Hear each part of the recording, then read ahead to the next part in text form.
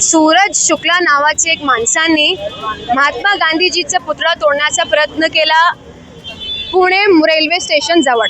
हा सगळं आपल्या देशात काय चाललंय? यूपी मध्ये डॉक्टर बाबासाहेब आंबेडकरांचा पुतळा तोडण्याचा पण प्रयत्न केला गेलेला होता काही दिवसांपूर्वी। आता महात्मा गांधीजीचा पुतळा तोडण्याचा प्रयत्न केला गेलेला आहे। तर मी तुम्हाला एक सांगायचं आहे की हा प्रयत्न पुतळा तोडण्याचा नव्हता, हा प्रयत्न होता देशाची आयडियोलॉजी तोडण्याचा, हा प्रयत्न होता देशाची हिस्ट्रीला रद्द करण्याचा।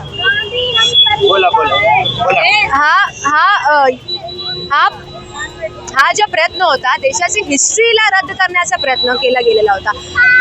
मला फक्त सांगायचं आहे की आपला देश महात्मा गांधीजीचा देश आहे, छत्रपती शिवाजी महाराजांचा देश आहे, डॉक्टर बाबासाहेब आंबेडकरांचा देश आहे, अशफाकुल्ला खानचा देश आहे, माझा देश आहे, तुमचा देश आहे, हिंदूचा देश आहे, मुसलमानचा देश आहे, ख्रिश्चन, सिख, ईसाई, पंजाबी सगळ्यांचा देश आहे। आणि आपला देश सेक्युलरिझम हार्मोनीवर चालणारा देश आहे आणि त्याच्यावरच चालणार आहे। आपली आयडियोलॉजी हार्मोनी आणि सेक्युलरिझमची आहे। मग ह्या लोकांना असं दर्शायचं आहे, या लोकांना असं दाखवायचं आहे की आम्ही तुमची जी आयडियोलॉजी आहे सेक्युलरिझमची, या आयडियोलॉजी आम्ही नको आहे आम्हाला आणि आम्ही फेसिझमला ॲक्सेप्ट करतो, आम्ही कम्युनिस्ट आयडियोलॉजीला आम्हाला ॲक्सेप्ट करायचा आहे आणि एक डर, क्रोध, नफरतचा माहोल पसरण्याचा प्रयत्न केला गेलेला आहे।